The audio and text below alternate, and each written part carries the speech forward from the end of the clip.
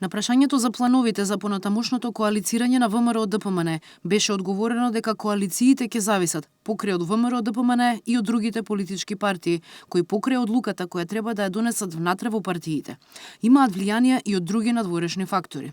На прашањето на амбасадорот Бейли за какви надворешни фактори станува збор, тој доби одговор од присутните дека немаат овластување да го информираат, се вели во соопштението од партијата. На прашањето на амбасадорот Бейли дали во тој поглед може нешто да помогне, беше одговорено дека не може да помогне, пред се затоа што улогата на амбасадорот е да ја следи состојбата во земјата и да ја информира неговата земја за случувањата. На забелешката на амбасадорот дека досега тој многу помагал, му беше изразена благодарност за тоа, соопштија од ВМРО-ДПМН.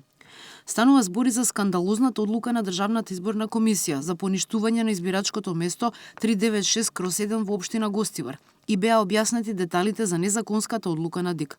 Амбасадорот апелираше дека е добро да се смират страстите на луѓето кои протестираат и праша која е реакцијата на ВМРО-ДПМН на одлуките на ДИК, на што беше одговорено дека партијата не е во можност во моментот да му одговори на тоа прашање.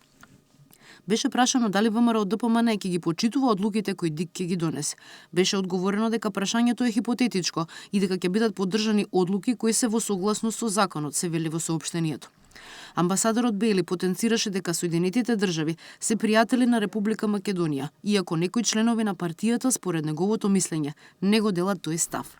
Беше одговорено дека ВМРО-ДПМН нема дилема околу членството во НАТО, Европската Унија и односите со САД, а најдобар доказ за тоа е подпишаната декларација за стратешко партнерство, но дека тоа не значи дека некои поединци, партијата или државата не може да изрази некое несогласување со некои чекори на поединци кои ги представуваат Соединетите Американски држави. I just had a meeting here with Mr. Gruevski. I appreciate the opportunity to hear his views about the elections and the way forward. As you know, the United States is a partner of this country, so it was a good conversation. And I will be holding similar meetings with the other leaders whose parties won.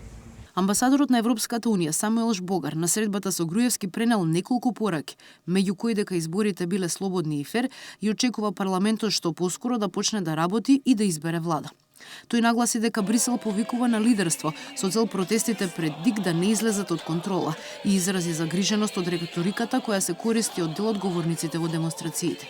Нагласи и дека Европската Унија не се меша во работата на Државната комисија, соопшти од ВМРО-ДПМН. Од партијата се изрази благодарност за честитките за слободните и фер избори.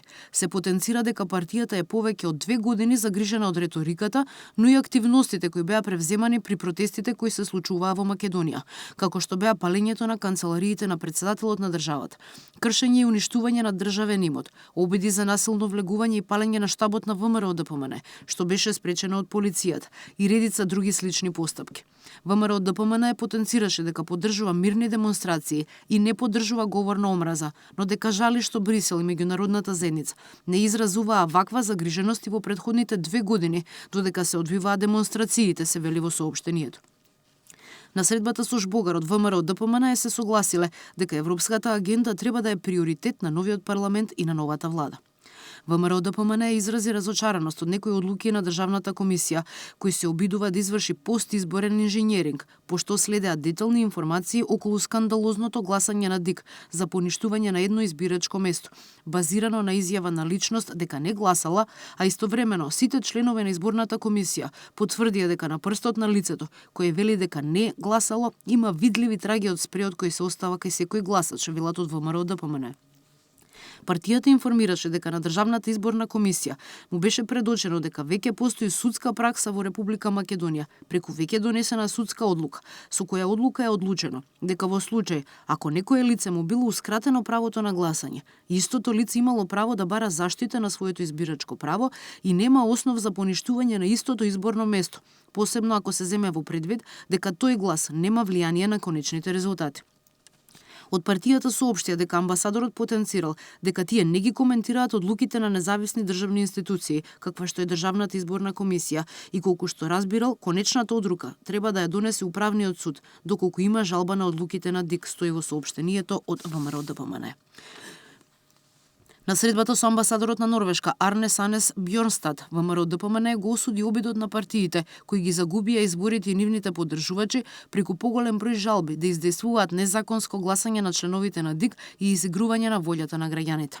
ВМРО-ДПМН на тоа одлучно ќе се спротистави и нема да дозволи спроведување на постизборен инженеринг во Република Македонија, се наведува во соопштението од партијата.